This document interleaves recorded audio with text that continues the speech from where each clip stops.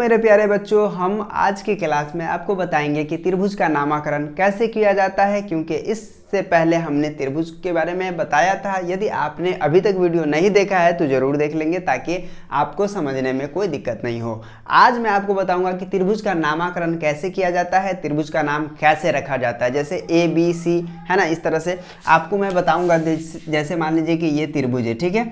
अब ये त्रिभुज है, अभी त्रिभुज का जब नामकरण करते हैं, नाम रखते हैं, तो सर यहाँ पे A रखते हैं, ठीक है, यहाँ पे B रखते हैं, यहाँ पे C रखते हैं। ऐसा क्यों सर, ऐसा क्यों, है ना। आप पूछेंगे ना कि ABC ही क्यों रखेंगे। मेरे मन की मर्जी है, मैं कुछ भी रख दूँ, ठीक है। यहाँ पे मैं क्या करता हूँ, यहाँ पे B रख देता हूँ, यहाँ पे A रख देता हूँ, यहाँ पे C रखता हूँ, तो नहीं चलेगा क्या, ठीक है। आइए एक बार और मैं आपको बताता हूँ। यहाँ पे देख लीजिए, यहाँ पे आपका मन है C रख दे, यहाँ पे B रख दे, यहाँ पे A रख दे, ठीक है। अब कहिएगा कि क्या ये सही है, ये सही है, यानी ये सही है। प्रश्न में हो सकता है कि ऐसा सवाल आपको देखने को मिल जाए, ऐसा भी देखने को मिल जाए, ठीक है। लेकिन एक बात हमेशा याद रखिएगा, त्रिभुज का जो नामकरण करते हैं हम करते हैं एंटी क्लॉकवाइज में। अब कहिएगा ये नया चीज़ क्या हुआ सर, एंटी क्लॉकवाइज। तो घड़ी के विपरीत दिशा मैं आपको बताता हूँ कि देख लीजिए, ये घड़ी का सुई है, तो घड़ी का सुई ऐसे चलता है, ऐसे ऐसे ऐसे ऐसे ऐसे, ठीक है। लेकिन हमको क्या करना है, ऐसे चलना, ऐसे ऐसे ऐसे ऐसे ऐसे, ठीक है। तो घड़ी चलता है ऐसे, हमको चलना है ऐसे, ठीक है। अब बताते हैं, यहाँ पे देखिए हमने इस तरह से चला है, ठीक है।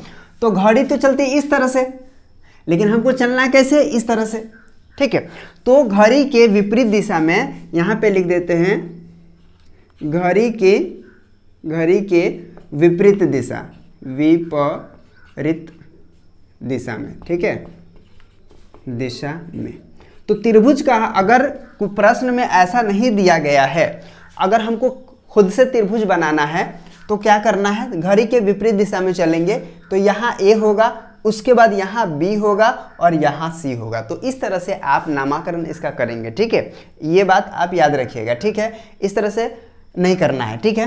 तो घड़ी के विपरीत दिशा में अगर एक त्रिभुज की बात और हम कर लेंगे, यहाँ पे देखिए इस तरह से राइट एंगल ट्रायंगल, ठीक है, जिसको हम लोग समकोण कहते हैं। यहाँ 90 डिग्री का कोण बनता है। त्रिकोणमिति में हम लोग इसी को पढ़ने वाले हैं, ठीक है। देखिए तो यहाँ पे A है, यहाँ पे B है और यहाँ पे C है, ठीक है।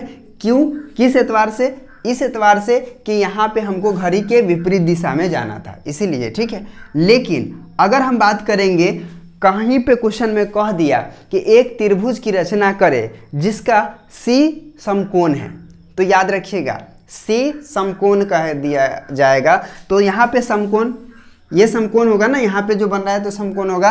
तो आपको याद रखना है कि आप इस तरह से भी आप लिख सकते हैं। देख लीजिए A हो जाएगा, यहाँ C हो जाएगा, यहाँ B हो जाएगा, ठीक है। तो ये कन्फ्यूज़न आपको नहीं रहना चाहिए, ये बात याद रखिए, ये कन्फ्यूज़न आपको नहीं रहना चाहिए।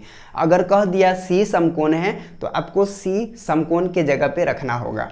कह दिया B समकोण है तो B आपको रखना होगा। कह दिया A समकोण है तो आपको ये भी रखना होगा। तो मैंने अभी पहले ही बता दिया है कि प्रश्न में ऐसा रह सकता है, प्रश्न में ऐसा रह सकता है, ठीक है। लेकिन जब भी आप याद रखेंगे कि जब भी आप खुद से लिखेंगे, खुद से बनाएंगे, प्रश्न में नहीं कुछ कहा गया है ना, तो आप इसी तरह से इसका नामकरण करेंगे।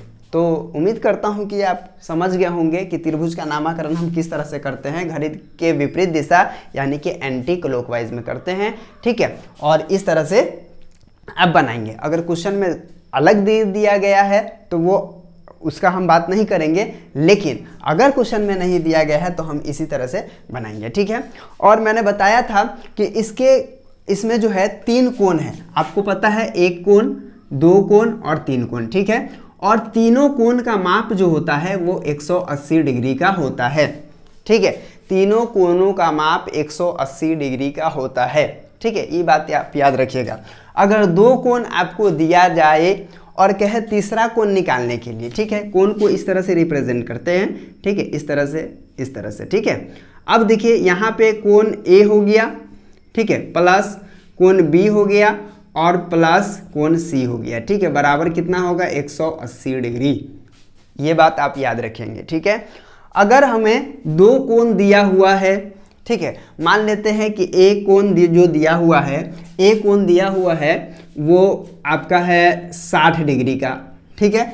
और बी कोण जो दिया हुआ है वो दिया हुआ है 45 डिग्री का, ठीक है। और सी कोण हमको पता नहीं है, सी कोण हमको पता नहीं है, ठीक है। तो किस तरह से इसको फाइंड करेंगे, ठीक है। तो मैं आपको अगले वीडियो में बताऊंगा कि इस तरह का सवाल हम किस तरह से बनाते हैं। तो उम्मीद करते हैं कि आज के वीडियो आपको समझ में आ गया होगा। तो चलिए फिर मिलते हैं आपसे नए क्लास में।